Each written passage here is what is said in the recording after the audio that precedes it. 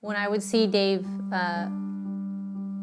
missing Justin, having a bad day, it was much harder for me to deal with his than it was to deal with my own. And that I wanted to make his go away. You know, like I didn't want him to have to feel how I felt.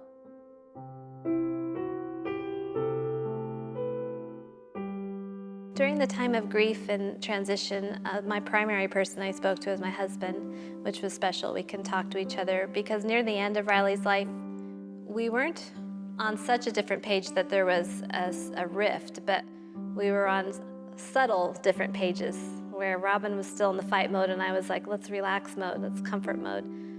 So afterwards, it was nice that we could regroup again and have intimate conversations, and that would help with my grief.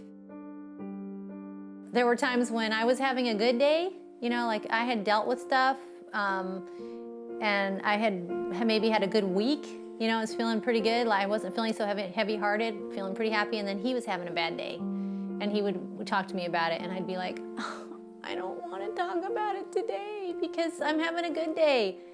And so it's this weird, complex web of, you know, part of you wants to talk about your grief with, like I wanted to talk to Dave about how, along all these stages of how I felt, or, you know, that I missed Justin, that I wanted to, you know, make sure we mark this occasion with some kind of acknowledgement of him, whatever, and would feel irritated that Dave didn't feel that way or want to talk about it. And then on the flip side of that, I felt the same irritation with him when he wanted to talk about it.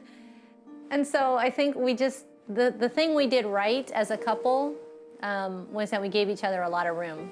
My grief was delayed because my wife sank. And it created a whole new set of problems. So I had to stay focused on just, you know, keeping things going, just the day-to-day things, you know. Who's gonna clean up the cat poop? Me. Who's gonna walk the dog? You know, so I had to do that stuff. Who's gonna cook?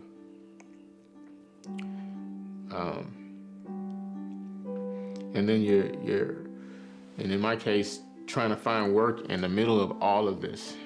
So that was pretty crazy.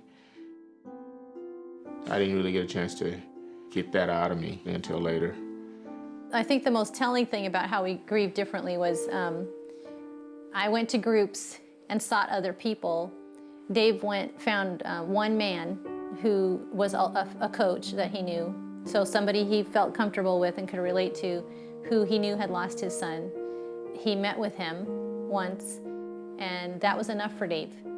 For me, the distraction of life was kind of my therapy, and my wife's therapy was being with other people that had dealt with similar situations with their children. My husband and I had been away from each other for 6 years, basically hi, bye, he's at the hospital, I'm home. He'd be with the boys trying to make them happy, I'd be caring for Riley.